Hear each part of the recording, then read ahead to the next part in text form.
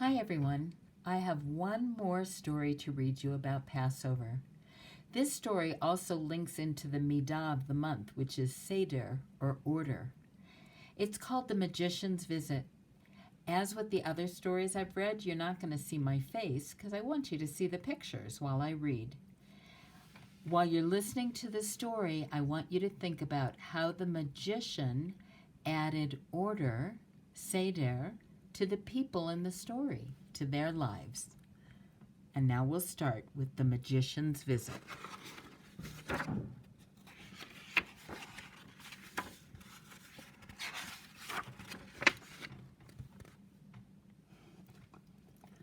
A magician came to town.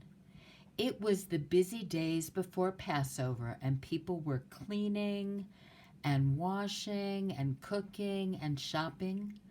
They would have walked right by any other magician or violin player or jokester, yet they could not help but stop and notice this one.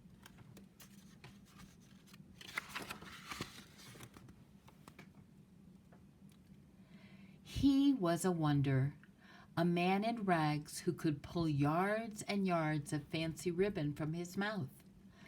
A half-starved figure who found turkeys as big as bears in his boots. Though he hadn't enough pennies to pay the innkeeper, the magician could nonetheless strike his shoe and bring forth rivers of gold coins. The townspeople crowded around the magician. "Where are you from?" they asked. "From Paris," he would answer. "Where are you going?" they asked. "To London," he would answer. "How did you get here?"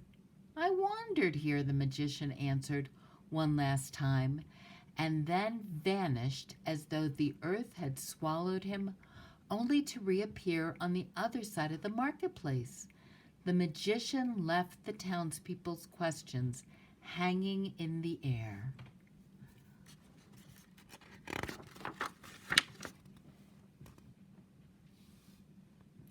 In this town lived a poor couple, Hayim and Rivkah.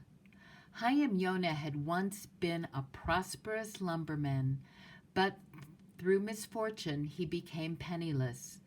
He and Rivkah had just spent a winter the likes of which they would not wish on even their worst enemies. Here it was the Passover holiday, and they had no money to buy matzah and the wine, the herbs and the food for the Seder. Hayim would not borrow money from the loan society. He was a man of great faith. "God will come to our aid," he said.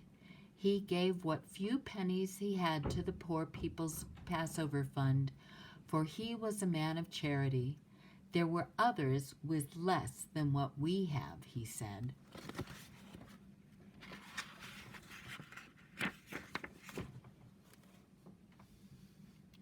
On Passover Eve, Hayim walked home from the synagogue. In all the windows of the houses he passed, candles glowed on the tables and glasses of wine sparkled before each place. His house alone was dark, yet he did not feel discouraged. "If God wills it, we will still have a good Passover," he said.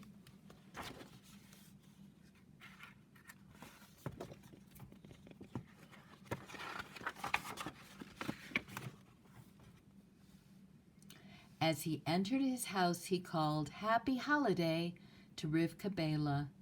"Happy holiday," she said sadly. "You don't know what day this is," he asked her. "We celebrate our freedom today. No tears. If God has not chosen to let us have our own Seder, then we will go to one of the neighbors. Everyone's door is open on Passover. Come, put on your shawl."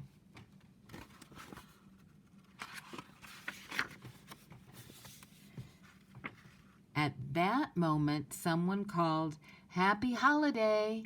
"Happy holiday to you," Hayim and Rivkah replied, though they could not see the stranger's face in the dark. "I would like to be a guest at your Seder." I'm sorry, said Hayim Yonah, but we have no Seder. No worries, I have brought the Seder with me, said the visitor.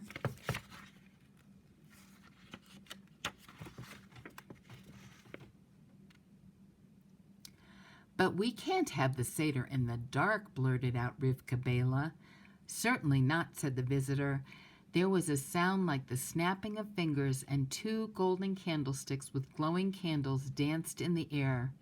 In their light, Hayim Yonah and Rivkah Bela saw the face of the stranger, the magician, holding candlesticks.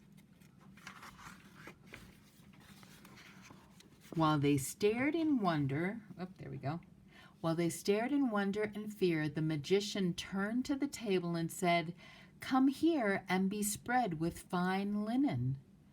As soon as the magician's words were spoken, the table danced to the center of the room, and a snowy white tablecloth dropped from the ceiling to cover it. The candlesticks landed safely on the cloth.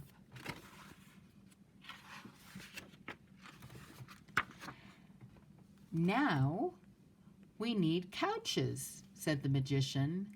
With the magician's words, 3 chairs sailed through the air to the 3 sides of the table. Grow wider, said the magician. They grew wider into large armchairs. Grow softer, he said. And they were padded with red velvet. Pillows floated from the ceiling down to the chairs.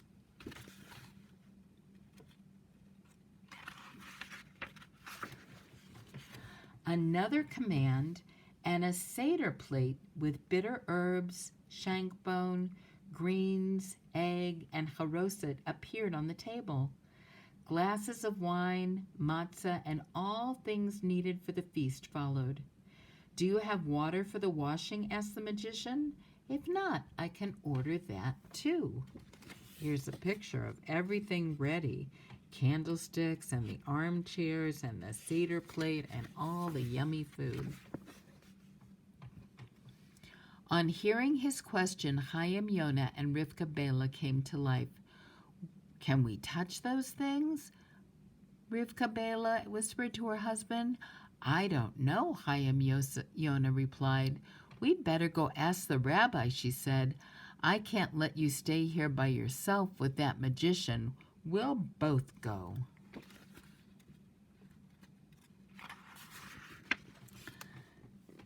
Leaving the magician alone with the feast, the 2 set off to the rabbi. The rabbi listened carefully to Hayim Yonah and Rivkah Bela tell their stories. What a magician produces is a deception, an illusion. If you can crumble the matzah and pour the wine, if the pillows are soft to the touch, then you will know that this is all a gift from heaven. All a gift from God, the rabbi said. So Hayim Yonah and Rivkah Bela returned to their house. Everything was as they had left it, except the magician was gone.